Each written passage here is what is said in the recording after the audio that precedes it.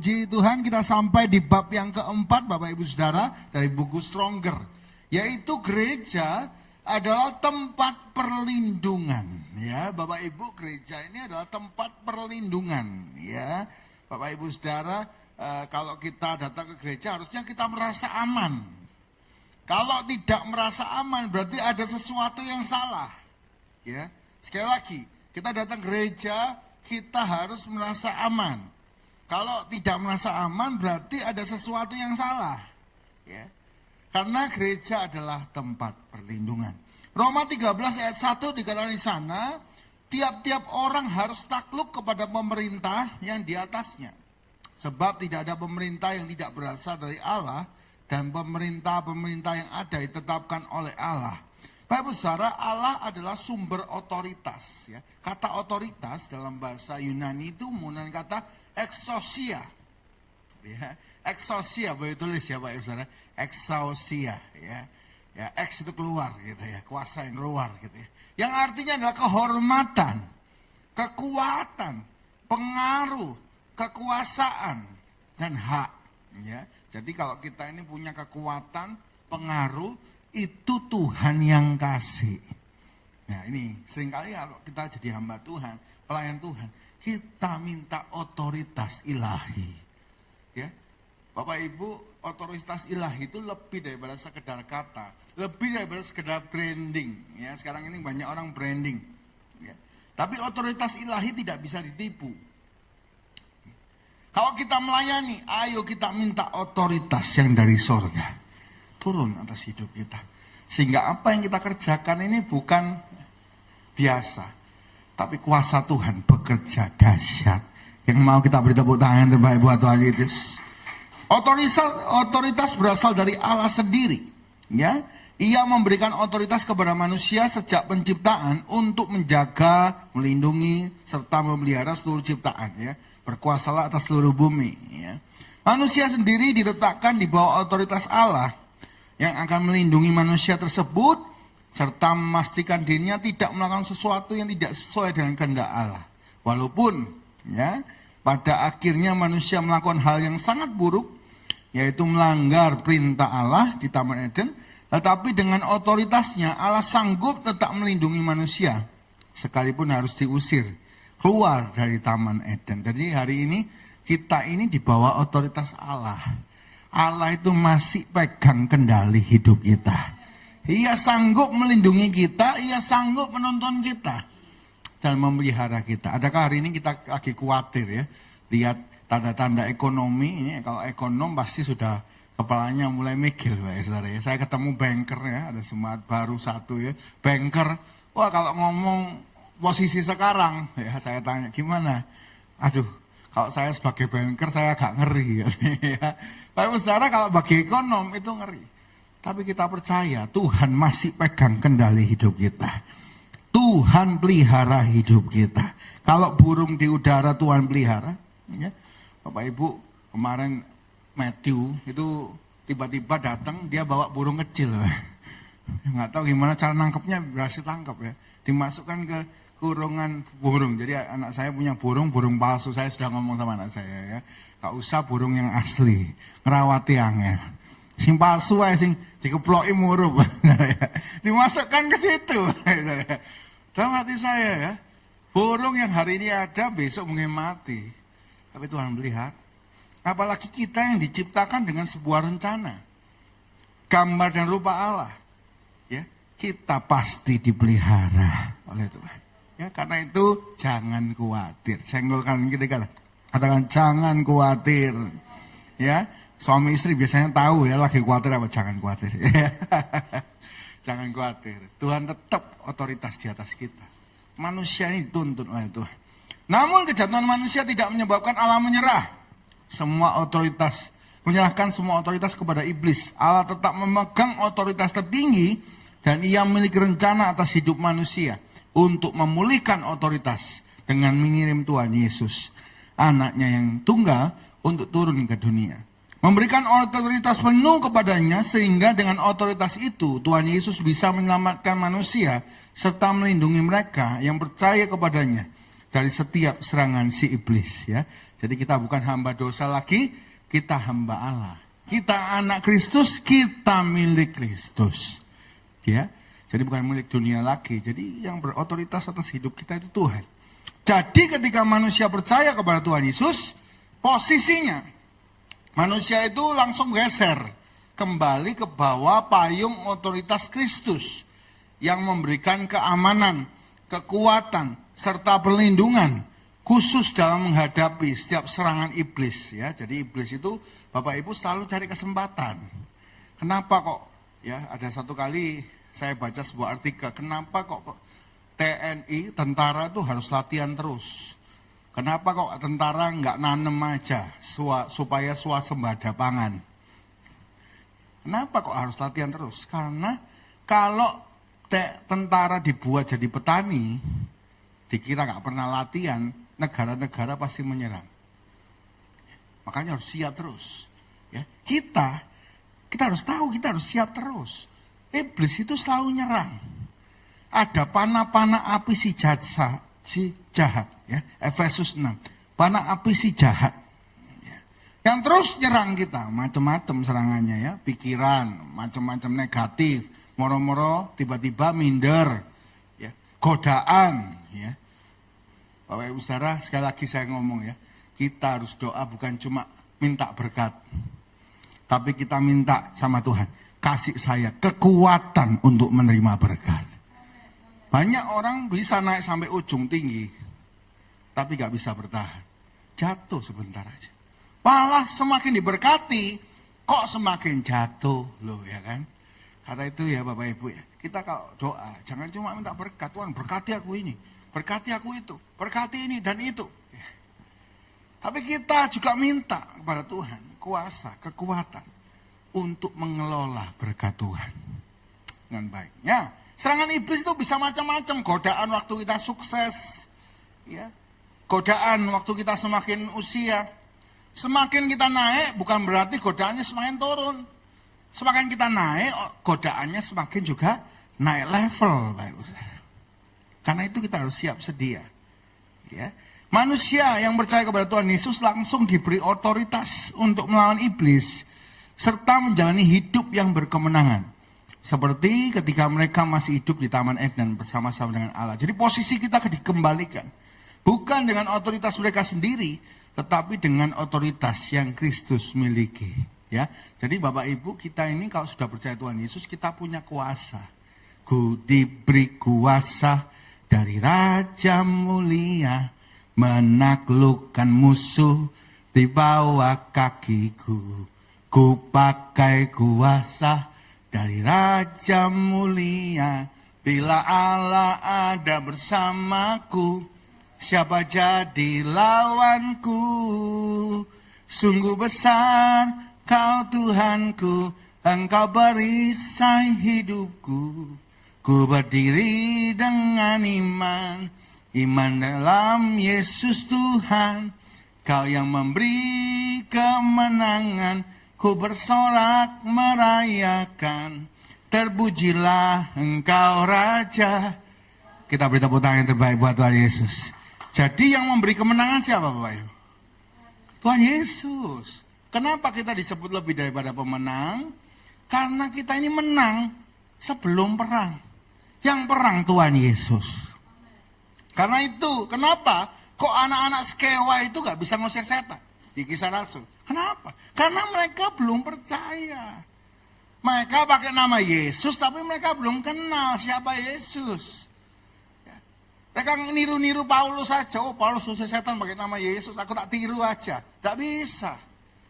Waktu kita kenal Tuhan, waktu kita percaya Tuhan, kuasa Tuhan, otoritas Tuhan turun atas hidup kita. Ya, jadi bukan sembarang-sembarang pakai nama Yesus bisa ya. Bapak Ibu, ayo kita percayakan hidup kita sepenuhnya dalam otoritas Allah. B, otoritas Kristus, pemimpin yang melayani. Ya, pada saat Adam jatuh ke dalam dosa, manusia mengalami kegagalan dalam menjalani otoritas Allah. Oleh karena kasih Allah pada umat manusia, Kristus sebagai anak Allah diberi kuasa dan otoritas untuk memulihkan kegagalan manusia. Ya. B1 kita isi ya. Segala kuasa ada dalam Kristus. Yesus mendekati mereka dan berkata, kepadaku telah diberikan segala kuasa, exousia, otoritas. Jadi otoritas di sorga, otoritas di bumi, di bawah bumi, ada dalam tangan Tuhan. Ya. Segala otoritas itu Tuhan pegang. Ya. Kekuatan semua, hikmat Allah ada padanya. Saya mohon bantuan Pak Pendeta Yamin ya. Yohanes 19 ayat 11.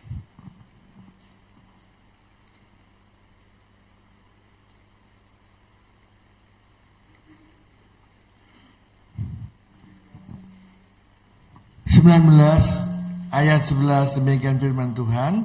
Yesus menjawab, engkau tidak mempunyai kuasa, exousia, otoritas apapun terhadap aku, jikalau kuasa itu tidak diberikan kepadamu dari atas. Amin. Kalau kita nggak diberi kuasa sama Tuhan, kita nggak akan pernah berkuasa. Kuasa itu datangnya dari atas. Kalau Tuhan kasih kita otoritas, nggak ada yang bisa ngambil kuasa itu dalam hidup kita. Karena itu iblis itu tahu. Iblis itu pengen kita nggak tahu ini. Makanya kita dibuat takut. Nonton film, dibuat takut. Ya. Cerita horor, ya saya bingung. Cerita horor itu selalu lagu, saya bingung ya. Di Spotify itu banyak cerita horor. Ya. Cerita malam Jumat, waduh ya. Gak tahu kenapa, tapi manusia itu suka. Padahal kebenarannya, kalau kita ini percaya Tuhan Yesus, ya, jangankan kita takut sama setan, setan itu takut sama orang percaya. Loh dikasih otoritas kok, kita ini dikasih otoritas. Ya, makanya Bapak Ibu Saudara sebenarnya orang Kristen itu paling gampang rumah hantu. Habis dibeli murah, didoakan buka persekutuan, ya. Setelah buka persekutuan, setannya pergi jual lagi. Untung. Karena kita punya otoritas, tapi banyak orang nggak tahu. Nah ini loh Bapak Ibu. Knowledge is power. Pengetahuan itu kekuatan. Kalau nggak tahu, dibodoh-bodohi. Ya, apalagi iblis jagonya bohong. Jagonya nipu. Wah kita dia tipu habis-habisan. Oh kamu kalau datang ketemu setan, wah mati kamu. Orang kerasukan setan, wah lihatin kalah. Ya, lihatin film setan itu pendeta ya kalah. Ya di film setan selalu pendeta kalah. Bingung oh ya. Lo pendeta ya kalah. Ya soalnya di film Mbak Besar. Ya. Kalau di kebenaran firman Tuhan yang menciptakan dunia ini, kita punya otoritas. Iblis tunduk dalam nama Yesus. Karena itu kenapa Paulus tidak pernah takut, Tuhan Yesus tidak pernah takut itu ketemu iblis. Ya, saya kemarin dengar khotbahnya Pak Henry ya, tentang pelayan di Kondang Merak. Selalu Pak Henry ngomong ya, kalau kamu merasa kuasamu, ya ilmumu hebat, ayo datang ya, ayo kita tanding ya, bukan sesumbar karena kita kuat, tapi kita tahu kebenaran bahwa Kristus Yesus punya kuasa di langit, di bumi, di bawah bumi, dan seluruh dunia. Kita beri tepuk tangan yang terbaik buat Tuhan Yesus ya. Karena kita tahu kebenaran ini, makanya kita nggak takut. Kalau kita nggak tahu kebenaran, makanya Yohanes 8:32, kebenaran itu akan memerdekakan kamu. Merdeka dari rasa takut. Merdeka dari penipuan. Merdeka. Bukan lagi dibuat monopoli sama iblis. Ya, kalau kita ke orang pintar katanya kan jadi monopoli ya, kita minta tolong sama yang musuh kita ini, podo ini, sak grup. Cuma di pingpong aja. Tapi kalau kita minta Tuhan bekerja secara dahsyat, ajaib. Ya. Bapak saudara yang kedua, otoritas adalah untuk, nah kalau kita dapat otoritas ini untuk apa? Untuk melayani sesama. Tuhan Yesus datang dengan otoritas penuh dari Allah, tetapi ia tidak menggunakan otoritasnya dengan semena-mena untuk kepentingan dan kesenangan sendiri, melainkan untuk melayani. Jadi kalau kita dapat kuasa, ayo kita semakin setia melayani. Kuasa itu dipakai untuk melayani, bukan buat sombong-sombongan, Bapak Ibu Saudara. Kita berani kenapa? Untuk melayani. Kasihan ya, orang-orang masih pikirannya nggak terbuka. Oh takut ini ya. Saya dulu belajar agama suku, Bapak Ibu Saudara. Saya ngitung, saya lahir Selasa Pon saya, Bapak Ibu Saudara. Nah, beneran ya, harus sekolah kita harus tahu ya, agama suku. Maka saya dihitung ya, nomornya piro itu, 17. Oh artinya 17 ini apa? Oh gak boleh ngadep rumah ini Timur Tenggara. Gak boleh arahnya ke sini, kalau Rabu gak boleh gini. Saya ngomong, waduh kasihan ya orang ya. Mau beli rumah itu ngopo ae. Banyak orang percaya ditipu seperti ini. Oh, kalau lahir show apa? Waduh dihitung show. Ya. Ada itu, Bapak Ibu Saudara, show macam-macam, ada tikus tanah, ya, tikus emas. Ya. Bapak Ibu Saudara, kalau kita ngitung show untuk cuma tahu umur enggak apa-apa, enggak ada masalah. Tapi jangan sampai kita mempercayai ini lebih daripada firman. Tuhan berkata kita ini berharga. Kita ini istimewa. Kita ini dipakai Tuhan dahsyat. Bagaimanapun keadaan kita, Tuhan sanggup ubahkan. Kasihan Bapak Ibu Saudara, ya. Jadi Bapak Ibu nanti kalau ketemu mungkin driver Bapak Ibu yang masih pikirannya seperti itu. Oh jangan-jangan disantet. Jangan-jangan gini. Ya. Jangan-jangan gitu. Bapak Ibu gampang, doakan aja sini. Doakan. Mau dikirim apapun, enggak takut Bapak Ibu Saudara. Ya, saya pernah cerita ya, murid saya dari Surabaya, dia pulang. Dia dari Ambon. Ya, dia cerita macam-macam ya tentang ilmu di sana, ilmu gelap. Lalu saya ngomong ya, pokoknya kamu tahu itu sudah gak benar, jangan diambil. Waktu dia mau pulang balik ke Surabaya dikasih buku, Pak Ibu Saudara. Ini loh, ilmu kebal. Kamu dibacok gak pengen mati. Ya, saya udah ngomong, jangan pakai ilmu kebal, mati susah. Angel mati. Karena dia ada pengalaman, Bapak Ibu Saudara, neneknya itu tidak bisa mati. Ya, lalu saya sudah datang doakan saudara semua kumpul. Saya ngomong ya, ini mau doa apa? Sembuh apa gak ada? Kan gak enak Bapak Ibu Saudara ya, datang ya. Ya wis, kok kita semua keluarga sudah rela. Berarti apa ini? Saya tegaskan Bapak Ibu Saudara ya, jangan sampai saya disalahkan ini ya. Iya kok, kita rela, kasihan, emak kasihan. Ya, udah kurus habis cuma diranjang aja, nggak bisa ngomong, nggak bisa apa-apa. Nggak bisa lepas itu. Kita doa, saya doa. Bapak Ibu dalam waktu 1 hari, dari nunggu 40 hari dari rumah sakit sampai dibawa pulang, nggak berangkat-berangkat. Saya nunggu doa, besoknya nggak ada. Saya ngomong ya, kamu kalau pakai ilmu ini, kamu harus bayar. Nggak akan pernah kamu dilepaskan. Wes, kamu tahu kebenaran kok. Aku ngajar kamu berapa? 10 tahun. Kamu tahu udah kebenaran ini gimana. Dia pulang dikasih buku itu. Dia nggak mau, dia buang. Dia dikasih air, Pak Ibu Saudara. Dikasih air minum. Ya, udah dikasih mantra. Dia buang. Nggak mau minum. Dia pulang. Dia tahu kuasa yang paling besar. Kuasa terhebat, terdahsyat. Itu adalah Kristus Yesus Tuhan. Beri tepuk tangan sekali lagi yang terbaik buat kita. Kita pakai untuk melayani sesama. Betapa kasihan orang-orang yang masih ditipu. Masih ketakutan. Betapa kasihan. Ya, kita pakai otoritas untuk melayani. Bapak Ibu Saudara, otoritas Kristus dalam hidup Anda bukan untuk membuat Anda semakin hebat, merasa hebat. Namun sebagai kepercayaan yang Tuhan berikan untuk melayani dan melindungi orang-orang yang berada di bawah otoritas Anda. Ya, jadi bukan kita dikasih otoritas terus kita sombong, bukan. Tapi kita pakai untuk melayani. Contohnya, mengapa orang tua mendisiplinkan anaknya? Apakah karena merasa lebih tua atau karena melindungi anak? Bapak Ibu, A, karena merasa orang tua itu tua. Atau B, kita disiplin anak, kita punya otoritas ngatur anak supaya melindungi anak. A atau B, Bapak Ibu? B apa A?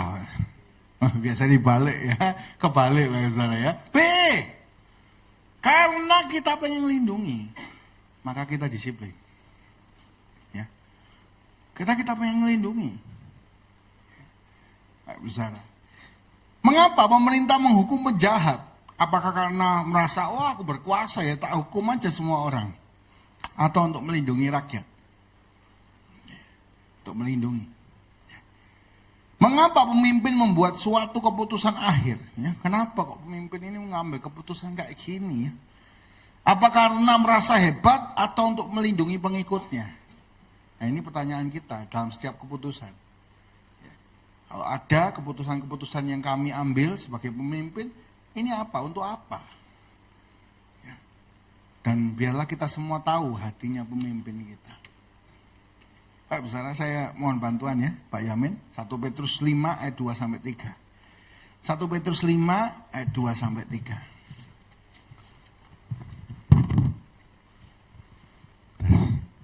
1 Petrus 5 ayat 2 dan 3 demikian firman Tuhan. Gembalakanlah kawanan domba Allah yang ada padamu. Jangan dengan paksa, tetapi dengan sukarela, sesuai dengan kehendak Allah. Dan jangan karena mau mencari keuntungan, tetapi dengan pengabdian diri. Janganlah kamu berbuat seolah-olah kamu mau memerintah atau atas mereka yang dipercayakan kepadamu. Tetapi hendaklah kamu menjadi teladan bagi kawanan domba itu. Amin. Baik, saudara, jadi dalam pengembalaan itu salah satu ya cobaan seorang gembala itu apa? Pengen berkuasa. Karena dia dipucuk pemimpinan. Pengen berkuasa. Ya, jangan sampai kita mengembalakan karena terpaksa. Tapi biarlah kita mengembalakan dengan sukarela. Ya, jadi kadang-kadang saya besuk ya. Waduh, saya datang Pak Ustaz. Waduh, Pak Ishak repoti datang sini. Saya ngomong, ini gak repoti. Ini sukarela. Ini memang sudah tugas saya. Ya. Baik, saudara, ini loh dengan sukarela, bukan karena terpaksa. Waduh, terpaksa mengembalakan, enggak. Jangan karena mau mencari untung, tetapi karena sebuah pengabdian. Ya. Baik, saudara, saya mengembalakan karena sebuah pengabdian, Baik, saudara ya. Bapak Ibu tahu lah keadaan kita gimana. Waktu itu saya posisikan langsung ya ditaruh di sini ya, jumlah jemaatnya berapa dan sebagainya. Ya, kadang ekonomi ya, divisi iblis ekonomi yakin lah cukup. Saya ngomong ya, pokoknya saya ngembalakan baik.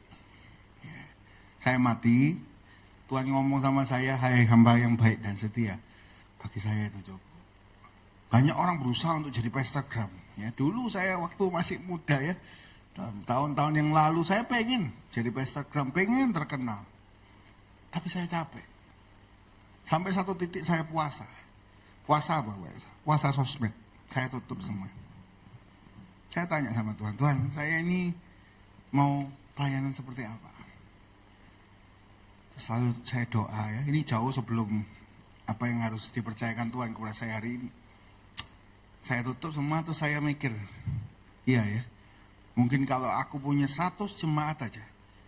100. Tapi aku tahu namanya, tahu rumahnya, tahu keluarganya, tahu pekerjaannya, dan aku bisa doakan, gembalakan dengan baik. Itu cukup bagi aku. Ketika saya memutuskan itu, Baik, misalnya saya mulai bangun kubu-kubu doa ini. Saya harus punya kubu doa supaya kita bisa tahu semuanya ya. Pengembalaan itu lebih baik. Tuhan percaya lebih. Ya. Saya itu bebannya cuma ini satu. Saya pengen kenal Bapak Ibu dengan baik. Jangan sampai saya nggak kenal. Saya paling sedih waktu COVID itu ya Bapak Ibu saudara ya. Gak ada yang telepon saya. Lalu saya tanya, loh Bapak itu mana? Sudah meninggal, sudah dikubur. Loh kenapa kok nggak ngomong? Kenapa saya nggak melayani? Gak apa-apa. Loh saya itu sedih sekali Bapak Ibu saudara. Ya. Jadi bagi saya penggembalaan ini penting. Ya, saya terutama. Ya, saya sama istri saya nggak tahu yang lain hamba Tuhan panggilnya beda-beda. Kalau saya sama istri saya pengen jadi gembala yang baik. Jadi bantu kami ya Bapak Ibu saudara jadi pemimpin gembala yang baik. Jadi kalau sekali lagi ya, kalau ada Bapak Ibu tahu jemaat sakit, WA aja saya. Ya. Kemarin ada yang mau operasi tapi nggak ngomong. Mau operasi, anaknya mau operasi nggak ngomong. Untuk ketemu ya salah satu jemaat pengerja ya di rumah sakit. Ya, saya telepon ya. Kok Pak Ishak tahu? Ya harus tahu sebenarnya, Pak, ya harusnya tahu. Ya jadi gembala bagi saya itu sebuah panggilan yang penting. Saya nggak terlalu fokus jumlah. Tapi saya pengen kenal Bapak Ibu Saudara dengan baik, ya, sehingga kita bisa bertumbuh. Gak ada yang domba yang terhilang, gak ada yang domba yang terluka, tapi semua bertumbuh, mengenal Tuhan, mengasihi Tuhan, ya. Bapak Ibu dukung kami dalam doa, dukung kami dalam informasi juga, mau Bapak Ibu Saudara ya. Kita sama-sama bertumbuh, mengasihi Tuhan. Yang mau katakan amin, ya. Kita beri tepuk tangan yang terbaik buat Tuhan Yesus ya. Nah, saya pengen Bapak Ibu tahu Bapak Ibu itu kelebihannya apa, talentanya apa, kita bisa konekkan ke pelayanan seperti apa. Itu pikiran saya terus. Ya, jadi saya kenapa kok di kubu doa kadang kongko ngomong-ngomong itu karena saya mau bangun itu. Saya bisa bangun divisi yang baru gitu ya. Kayak misalnya dukung doa ya, Genesis Worship itu dibantu headnya saya ya bersama tim ya, Jose. Dan banyak belajar sekarang ini untuk rekaman ini Chandra ya, tadi yang main kita. Dukung doa untuk kami ya. Mungkin lagu pertama ini memang ada Inggrisnya ya. Nanti ini pasca kita punya lagu satu lagi Bapak Ibu Saudara, itu full bahasa Indonesia. Jadi Bapak Ibu pasti bisa nyanyi tentang pengorbanan Kristus ya. Saya pengen divisi ini juga bertumbuh gitu. Saya lihat ya mana yang bisa kita bertumbuh pelayanan sampai kita itu mencapai yang Tuhan mau. Ya Bapak Ibu saya cerita ya seminggu lalu. Kenapa kok kita harus bikin lagu? Karena Bapak Ibu waktu COVID salah satu band rohani itu kalau nyanyi lagunya satu ibadah ya di DM itu 250.000. Nyanyi satu ibadah loh. Bapak Ibu saya kena copyright 250.000. Kalau enggak di YouTube langsung hilang suaranya. Wah gitu ya. Nah ini saya ngomong satu band ya, kalau nanti semua band seperti itu, kita sudah kuat berdiri, tetap ibadah, tetap nyembah Tuhan, kita sudah berkarya, sampai kita mencapai seluruh yang dikehendaki Allah. Ya, jadi Bapak Ibu potensi Bapak Ibu, ayo kita sama-sama melayani Tuhan. C. Delegasi otoritas di atas Anda. Jadi dalam kehidupan Anda Tuhan itu menempatkan berbagai delegasi otoritas. Ya, pemimpin yang dipercaya untuk memegang otoritas, yaitu pemimpin keluarga mungkin ya, pemimpin gereja. Delegasi otoritas itu berfungsi sebagai payung yang memberi perlindungan. Nah, saya bawa payung, Saudara ya. Nah, ini payungnya luar biasa, Saudara ya. Setiap orang saya kasih payung ini senang, Saudara. Terima kasih. Ini memang bukan sebuah kebetulan. Bapak Ibu saya nyiapkan buku ini bukan bulan-bulanan, saya nyiapkan udah 2 tahun yang lalu. Ya, jadi saya punya visi satu kali kita harus punya buku dasar iman. Saya udah bentuk ya. Jadi ini bukan sebuah kebetulan ya. Di souvenir tahun ini ya, Bapak Ibu Suandi, payung, Bapak Ibu Saudara ya. Payung ini bagus Bapak Ibu Saudara karena tidak transparan. Ya. Saya pernah Bapak Ibu ke Prambanan sama mama saya sama adik saya. Wah, itu Prambanan jam 12 siang. Bapak Ibu. Saya masuk ke wana, saya ngomong, Ti, bawa payung dah, bawa kok ini. Dikasih payungnya transparan. Tetap panas, gak berguna gitu kan. Kadang kita harus lihat pemimpin kita ini siapa. Qualified dah. Seperti pemimpin tadi payung transparan, kadang kita ngelihat pemimpin kita ini tidak bisa. Ya. Pemimpin kita menentukan masa depan kita, itu jelas. Pemimpinnya Saul, berantakan kerajaannya. Pemimpinnya Daud menang terus. Bapak Ibu tetap harus lihat siapa pemimpin Anda. Ya. Nah, seperti payung. Ya, ini payung di dalam gereja. Ya. Nah, seperti payung ini sehari-hari ya, itu bisa nahan panas, ya. Bisa nahan hujan, ya, supaya kita nggak kena. Pemimpin itu gitu. Ya. Kadang kita nggak ngerasa kalau pemimpin itu melindungi kita. Sampai pemimpin itu gak ada, baru kita tahu. Pemimpin itu melindungi kita dari hal-hal yang hari-hari yang mungkin kita gak tahu. Saya ngerasa ini Bapak Saudara waktu papa saya nggak ada. Ya ini sudah hampir 1 tahun. Dulu saya ngerasa sebagai anak muda apa yang papa kerjakan pasti aku bisa kerjakan. Tanpa papa aku pun bisa. Gitu ya. Seakan-akan semua aman. Begitu papa saya nggak ada, Pak Yus. Yang dulunya nggak jadi masalah, jadi masalah. Semua ngantam, Pak Yusara. Gak karu-karuan. Semua lini dihantam. Saya baru tahu, saya ngomong baru. Oh ini yang ditahan papa selama ini. Kadang kita nggak tahu pemimpin kita itu berjuang menahan itu seperti apa. Seperti Pak Ayong itu. Ya, kita dihantam apapun kita nggak kerasa. Nggak kerasa. Oh ada yang melindungi. Ya kan? Oh ada yang nahan. Air itu dihantam kena payung ini, nggak kena kita. Ya, makanya kita kalau pakai payung mungkin masih rambutnya masih klemis gitu ya. Masih ganteng gitu ya. Tapi begitu payung ini kita omongin ya, kita nggak percaya sama pemimpin itu seperti payung ini disilat, Pak. Jadi disilati ya pemimpin kita, otoritasnya, kemampuannya disilati ya. Kita nggak percaya, nggak pernah ngomong sama pemimpin. Nah, itu yang saya takutkan itu kita nggak jarang ngomong. Jadi Bapak Ibu nggak salah mengerti saya atau salah mengerti istri saya. Kalau kita sering ngomong kita ngerti. Oh pemimpin tuh gini ya. Kalau kita nggak mau tahu lalu kita nggak suka, kita ngomong di luar, maka seperti payung ini disilati. Satu kali ada masalah, ya, masalah itu datang, hujan datang, payungnya mari disilati, apa yang terjadi? Hancur. Kita kena semua itu air itu, panas, nggak berfungsi pemimpinnya. Itu loh Pak, misalnya delegasi itu. Jadi dengan ini kita tahu pemimpin itu payung yang membuat kita ini aman. Karena itu doakan para pemimpin ya, negara ini, pemimpin kota, terutama kami sebagai gembala yang dipercaya ya, doakan kami bisa menata semua dengan baik dan kita semua aman. Datang ke gereja bukan takut, bukan nggak enak, tapi sukacita. Ya. Kita datang aman, kita merasa dapat firman, ya. Kita bertumbuh sampai kita mencapai apa yang Tuhan mau. Yang mau sama-sama katakan amin. Kita beri tepuk tangan yang terbaik buat Tuhan Yesus ya. Ya, ini payung luar biasa Bapak Ibu yang belum dapat payung ya. Silakan beli di toko terdekat. Oh bukan Pak Ustaz ya. Ya yang masih belum dapat souvenir gereja masih ada beberapa ya. Jadi bisa dapat terutama pas hujan ini Pak Saudara ya. Baik Saudara, D. Fungsi pemimpin. Ya, kalau ada pemimpin tadi seperti payung, fungsinya apa sih? Bahkan Ibrani 13 ayat 17 itu kita harus doakan pemimpin. Kenapa sih? Ya, Pak Yamin mohon bantuannya Ibrani 13 ayat 17. Ibrani 13 ayat 17.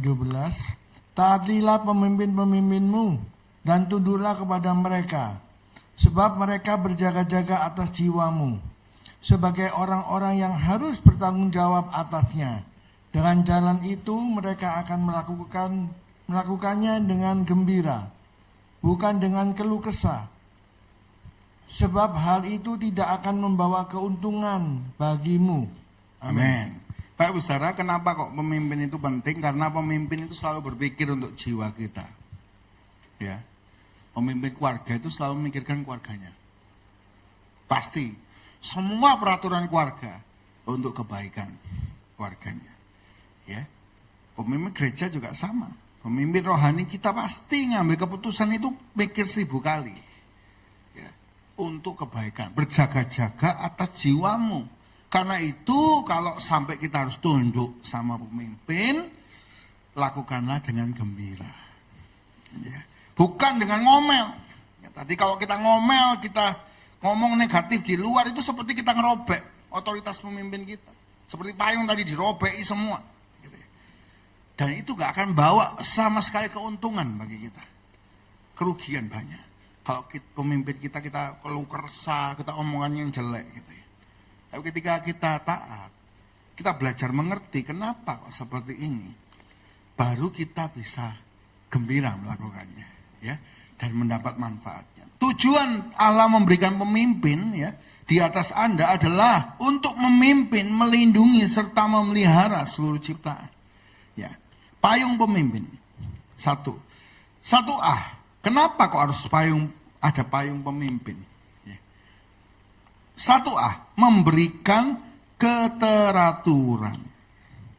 Ya, pemimpin itu yang buat kita teratur. Kalau nggak ada yang memimpin kacau, Pak Ibu Saudara. Tapi kalau ada yang memimpin bisa ngatur. Ya, musik ini ya, ini ada yang ngatur, makanya ada mic, Pak Ibu Saudara. Jadi ini bisa pakai in-ear. Jadi mereka bisa ngomong tanpa di sini keluar. Ya. Nah, nanti juga WL jangan lupa ya, pakai in-ear ya. Jadi bisa terkoneksi semua. Ya ini ada musik director. Direkturnya main ngomong. Ya makanya kalau bocor di YouTube kadang-kadang nggak sengaja, Pak Saudara, salah colok ya. Di YouTube dengarnya apa? Fuck, ya. Remido, aduh, Pak Saudara ya. Karena mereka musik direkturnya itu ada ya. Jadi kalau chordnya lagu ini gini, tiba-tiba di akhir nanti masuk sol, si, gitu ya pasti ngomong, teriak pasti. Ya itu ada keharmonisan yang dibangun, keteraturan. Kalau enggak, bingung, Pak Saudara. Kalau yang main puluhan tahun, diketipi ngerti. Ya, diketipi ngerti. Misal lihat musik ini, diketipi ngerti. Ya. Kalau baru main 1 bulan, diketipi, pikirnya seneng. Salah, salah, ya. Bapak Ibu Saudara, kalau Bapak Ibu tahu ya, kita sering pakai kode ya, 1, 2, 3, ini do, re, mi, fa. Ya. Tapi kalau bagi anak musik, pemain klasik, ini semua do. Jadi pasti hancur main yang pertama. Karena nggak ngerti. Karena keteraturan itu harus ada pemimpinnya. Pemimpin itu yang mengkomunikasikan. Pemimpin itu ngasih arah. Yang kedua kita masuk ya. Ini ya. 1B. Memberikan arahan. Bagi keputusan-keputusan hidup Anda. Ya. Pemimpin itu ngasih arahan. Harusnya gini. Harusnya firman ngomong gini. Ya. Karena itu saya senang sekali kalau kita ini suka berdiskusi ya. Apalagi ya Bapak Ibu Saudara yang Tuhan kirim ke tempat ini. Saya merasa ya, semua itu kehendak Tuhan. Kalau hamba-hamba Tuhan datang ke sini melayani, ya mungkin seringkali saya nyanyi. Saya di rumah saya nyanyi. Bapak Ibu Saudara. Siapakah aku ini Tuhan? Saya ingat ya di pelayanan ini banyak yang lebih sukses dari saya. Banyak yang lebih senior dari saya. Ya. Muda pun hebat-hebat. Siapa aku ini? Siapa? Saya cuma lihat kebaikan Tuhan. Saya percaya Bapak Ibu Saudara semua hadir di sini karena dikirim Tuhan. Kita boleh gandengan tangan melayani ini karena Tuhan. Bukan karena siapapun hebat. Saya mikir kadang ya, saya ini siapa? Masih muda. Ya, apa yang mau saya tawarkan? Tapi saya ketika lihat Tuhan, oh mungkin Tuhan kasih saya kemurahan. Ya, jadi saya kadang nyetir mobil sampai nangis. Ya. Karena saya tahu ini kemurahan Tuhan aja. Bisa jalan sampai hari ini. Ya, bisa bertumbuh dalam segala bentuk pelayanan yang kita bangun. Ini kemurahan Tuhan. Ya. Bapak Ibu Saudara, karena itu kita sama-sama diskusi, ngasih arahan. Ya, saya sering ya minta pendapat Bapak Ibu Saudara, bimbingan Bapak Ibu Saudara, supaya kita sama-sama bertumbuh ke arah yang benar. Ya, kalau masalah rohani, firman, kita sama-sama belajar. Jadi Bapak Ibu, saya tetap ya, kemarin Pak Gembala pagi ke sini ya, Pak Gembala senior ya, Bapak Pendeta Elisabeth Gudawan ya. Sabtu saya minta, saya ke sana, anak saya ulang tahun, saya minta doakan ya. Ngobrol, lalu Pak Ibu Saudara saya ngomong, ya ayo besok ke sini kong, ke Babatan ini juga engkong yang bangun. Ya. Saya ditanya ya, siapa? Jadi ganti nama, gitu ya. Saya ditanya Pak Ibu Saudara ya. Saya ngomong ya kalau engkong yang minta, saya akan jalan. Tapi kalau engkong nggak menyuruh, saya nggak akan jalan. Buat apa? Ya, kamu ganti wajah. Ya, saya percaya engkong saya sebagai pemimpin saya, Pak Gembala senior sebagai pemimpin saya itu punya hikmat yang baik. Ya, mungkin dia berjaga-jaga atas jiwa saya, jiwa kita semua. Kita nggak pernah tahu. Ya, karena itu ketika minta itu lagi saya ngomong ya, baik, ya, saya akan atur. Ya. Namanya apa? Saya udah ngomong namanya. Kayak waktu itu loh saya ngomong, Genesis. Oh kejadian, iya. Generasi pengharapan sang perintis kong. Itu singkatannya. Jadi perintis yang pertama itu Tuhan Yesus keselamatan. Yang kedua, perintis gereja Babatan itu engkong, emak. Ya. Dan gereja Babatan, gereja perintisan. Ya, angguk-anggukan kepala, saudara ya. Jadi saya langsung ngomong ya. Jadi tetap ya, engkong harus ke Babatan. Ya, ini yang engkong bangun juga. Akhirnya makanya minggu ke sini ya, sukacita ketemu jemaat semua. Ya, kita diberi arahan, Bapak Ibu Saudara. Memberikan arahan kepada keputusan-keputusan hidup. Ini keputusan besar. Makanya saya tunggu. Ya, kalau memang founder gereja kita, pemimpin saya, tetap minta kita berubah nama. Ya. Itu mungkin ada keputusan-keputusan yang menjaga jiwa kita semua. Ya, karena itu kita percaya. Ya kita dukung doa, ya Bapak Ibu untuk semua. Kalau memang kita arah ke sana berjalan semua dengan baik. Ya, sesuai kehendak Tuhan. Kalau Tuhan itu setuju, ya semuanya dibukakan cepat lancar, ya. Semua yang dibutuhkan Tuhan sediakan. Orang yang tidak dapat taat, tidak dapat memerintah, ya. Ini hal yang penting. Ya, Bapak Ibu kalau kita nggak bisa submission, kita nggak akan pernah jadi pemimpin.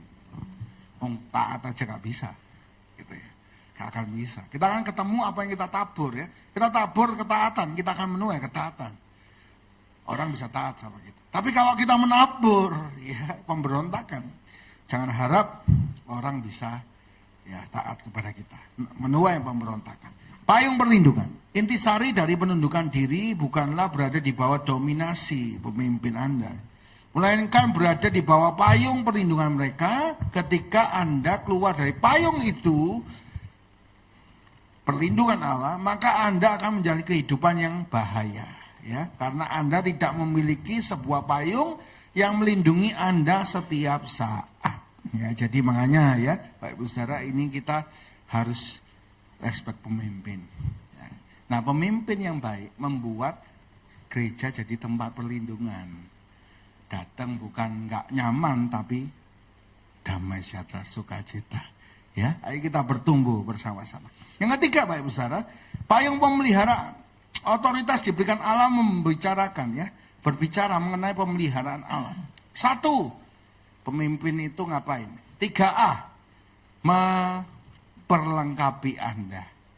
Ya, jadi pemimpin itu saya tadi yang ngomong ya, saya kadang suka banyak ngobrol sama Bapak Ibu, sampai sering dijawel istri saya, kok, ya, kode, saudara, lang cepet mulai, ya, sakno orangnya diajak ngomong terus ya. Kenapa saya ngobrol banyak? Karena saya pengen tahu untuk memperlengkapi pelayanan. Ya. B, ya, untuk membentuk Anda agar bertumbuh dalam hikmat. Jadi kadang kalau kita punya pemimpin, kenapa? Karena pemimpin itu yang bisa lihat, oh kurang gini. Ya, harusnya kurang gini. Gini lebih seperti brilian. Bapak Ibu ini seperti brilian gambarannya. Kalau ada yang ngasah, ada pemimpin, tangan-tangan ahli yang asah, maka akan jadi indah. Ya. Amsal 22 ayat 15, kebodohan melekat pada hati orang muda, tetapi tongkat didikan akan mengusir itu daripadanya. Mungkin ada pemimpin kita, orang tua, ya, pemimpin kita di gereja, pemimpin kita, ya, mentor kita, itu ngasah kita untuk jadi baik. Lanjut Bapak Ibu, sikap terhadap pemimpin, otoritas ya. Saya selesaikan dengan segera ya, nggak ngelebihi waktu, kita sudah janji ya. Jangan sebilang selesai tet ya. Bapak Ibu Saudara, penundukan diri. Ya. Bapak Ibu, penundukan diri sama pemimpin itu penting, tapi jangan sampai kita punya dua hal yang salah. 1, kiri banget, yaitu apa? Ketaatan buta yang bawah ya. Spirit of recognition. Mengikuti apapun kata pemimpin delegasi tanpa tahu firman. Pokoknya pemimpin ngomong apa aku ikut tanpa tahu firman ini apa. Itu salah. Ya, nanti jadinya seperti JMS, In the Name of God, Netflix ya. Jeong Myung Suk. Angel namanya wong Korea ya. Jeong Myung Suk. Ini pendeta. jagung ramal, ada yang disembuhkan. Lalu apa yang dia lakukan? Dia punya namanya mempelai wanita. Jadi kalau dia lihat ada cewek cantik ya, jadi mempelai wanita itu pelayanan. Melayani nafsunya dia. Jadi dia punya perempuan itu banyak, misalnya 20-an lebih. Bahkan disebut ada taman bayi. Jadi ada bayinya dibunuh. Penuh kekerasan. Sampai dia lari, ini dibuat film-film nyata, Pak Ustaz. Dia lari ke China, ketangkep sampai dia itu lari. Jadi ini bukan hamba Tuhan yang benar. Tapi seakan-akan dia bisa. Ya Bapak Ibu kalau belajar teologi dari Korea, hati-hati ya. Sekarang banyak teologi Korea itu yang agak melingsir dikit Pak Ustaz ya. Ya melingsir dikit ya. Itu bahaya sekali. Ya, jadi kalau Bapak Ibu belajar teologi, dengerin orang khotbah, samakan sama firman. Yang kedua Bapak Ibu Saudara adalah sangat kanan, ekstrim kanan, pemberontakan. Wah ini biasanya ngomong peraturan ada untuk ya Bapak Ibu, mau ngaku tapi kok ising ya Saudara. Peraturan ada untuk dilanggar. Yang penting oposisi. Kenapa kok kamu langgar? Gak apa-apa. Aku cuma pengen mau ngelanggar aja. Anak-anak muda biasanya. Kenapa kok ngelanggar? Gak apa-apa. Ya mau-mauku lah. Gak ada alasan. Bukan karena yang sana benar atau dia yang benar, enggak. Yang pengen langgar aja. Contohnya adalah Korah Pak Ibu. Bilangan 26 ayat 9 sampai 10. Dia ngomong sama Musa. Masa Tuhan ini ngomong cuma sama Musa? Gak bisa sama aku. Tuhan yang marah Bapak Ibu. Dipecah itu tanah. Korah sama kaumnya masuk tanah, ditutup lagi, bread. Selesai. Kadang saya jadi pemimpin ya Bapak Ibu ya, gak banyak konfrontasi ya. Kadang istri saya gemes, ngamuk aku. Enggak wis. Sabar wis ya. Ingat Musa Pak ya. Bahaya orang-orang yang nyerang-nyerang ini saya diem aja wis, diem. Ingat Korah, tanah meletek wis, ratak. Orangnya masuk, tutup lagi keroduk wis. Musa itu luar biasa ya, pemimpin yang hebat. Pemimpin itu harus punya telinga yang tebal, ya, gak gampang panas, hati yang dingin. Ya. Bapak Saudara, biarlah kita semua kalau pikirannya panas, hatinya dingin. Kalau hatinya panas, pikirannya dingin. Ya mengerti katakan amin. Coba dipegang sama-sama ya, kepalanya. Kalau pikirannya panas, hatinya dingin. Sekarang pegang hatinya. Kalau hatinya panas, pikirannya dingin. Kalau dua-dua panas, kobong. Wah bahaya itu ya. Jadi kalau kita lagi sumpek di kerjaan, biasanya di sini. Hatinya jangan panas. Ya. Gimana caranya? Ya, nyembah Tuhan. Kita nyembah Tuhan. Hati kita melekat sama Tuhan. Ya. Kita percaya ada rencana Tuhan. Walaupun sekarang pikiran kita nggak ngerti. Sebaliknya kalau hati kita panas, orang ini loh, kok mangkel no, mencek no orang ini, pikiran kita dingin. Tuhan punya rencana mungkin, ya, untuk semua ini jalankan baik. Oh itu Bapak Ibu Saudara benar, itu sudah, ya, jangan panas kabeh. Jangan katakan ojo panas kabeh, kobong. Ya, wah, kalau kita itu lagi emosi Bapak Ibu jangan ngambil keputusan sudah, salah semua. Korah begitu melakukan itu. Musa ngapain? Santai. Makanya Bapak Ibu kalau kita punya kapasitas, ya ini saya doa selalu, kita semua punya kapasitas. Kalau jadi pemimpin itu nggak cepet kobong. Itu tandanya punya kapasitas. Kalau orang punya kapasitas dia nggak takut. Jadi pemimpin nggak takut. Orang kalau punya kapasitas level dunia, main badminton, main tenis, santai. Mainnya santai. Karena mereka tahu mereka punya kapasitas.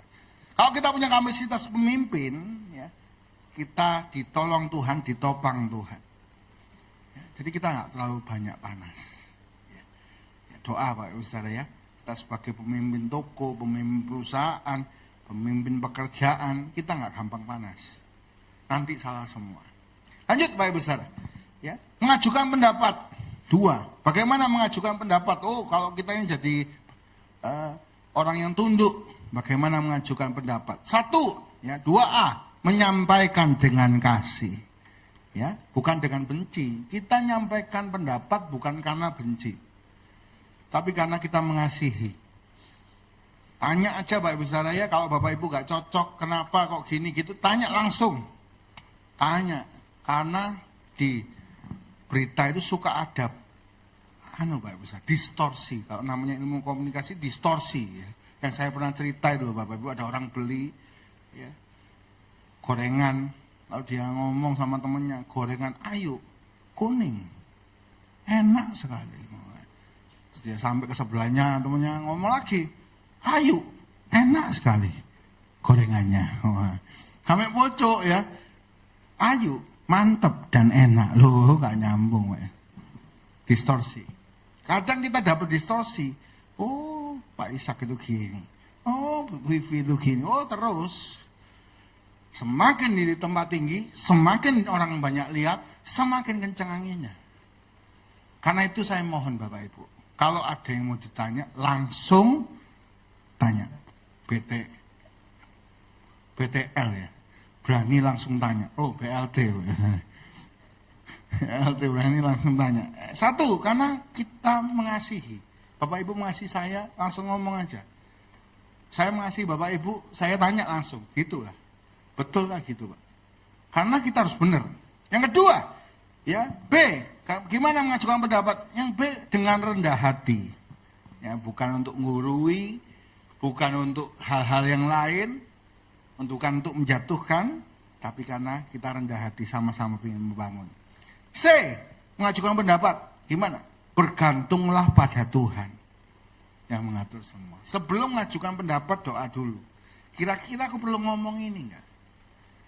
Kira-kira aku perlu nggak ngomong ini sama suamiku? Perlu ngomong ini nggak sama istriku? Perlu ngomong ini nggak sama pemimpinku? Tuhan kasih hikmat. D, ya, mengajukan pendapat dengan sopan. Harus sopan, ya, kata-katanya, ya, jangan di depan orang, ya, jangan dengan ngomong di belakang, Pak Ustaz. Kalau orang ngasih itu ngomong langsung. Bapak Ibu contoh ya, di sini tiba-tiba saya ada item-item di dahi saya. Bapak Ibu responnya gimana? Nah, orang yang cinta itu maju, ngomong, ya Pak Ishak di dahinya itu ada apa? Wah, kan gitu. Bukan ngerasani, kadang kita itu kebiasaan ngerasani. Saya ngomong, lihat kepala Pak Ishak itu hitam. Sing sebelah nyaut, iyo kok iso ireng ngono? Cate lontor weh. Jadi di bawah itu jadi rasa-rasa. Sampai pocok ceritanya lain, Mbak Ibu Saudara ya. Lain. Bisa karena dosa gitu. Ya Tuhan permalukan karena dosa. Wah. Karena itu ya, jangan ngomong di belakang, langsung tembak. Dengan sopan. Dengan waktu yang tepat, bukan di depan orang. Ngomong. Itu tandanya kita cinta. Iya. Bapak Ibu mengajukan pendapat dengan apa? Tetap ramah, ya, walaupun pendapat kita diterima nggak diterima, tetap ramah, ya. Jangan sampai pendapat kita nggak diterima terus ngamuk, ngambek, kok gak muncul? Iya, aku gak diperhatiin, lu gak diperhatiin apa? Pendapatku gak diambil. Gak bisa, tetap ramah. Kita harus tetap bersatu sampai Tuhan datang. Kita semua kuat di dalam Tuhan. Tuhan memberkati kita semua. Pemain musik WL Singer maju ke depan. Kita beri tepuk tangan yang terbaik buat Tuhan Yesus ya. Kita sama-sama bertumbuh. Kita mau sama-sama mengasihi Tuhan. Kita mau sama-sama mendukung yang jadi pemimpin. Mohon didoakan ya. Yang menjadi pemimpin harus punya sukarela. Melayani ini bukan beban. Gak terpaksa. Melayani ini sukarela. Ya. Karena sebuah panggilan. Karena Tuhan lebih dulu melayani kita, Pak Saudara, ya. Ayo kita sama-sama bertumbuh. Jadikan kami sehati sepikir. Biar kehendak-Mu jadi, Tuhan.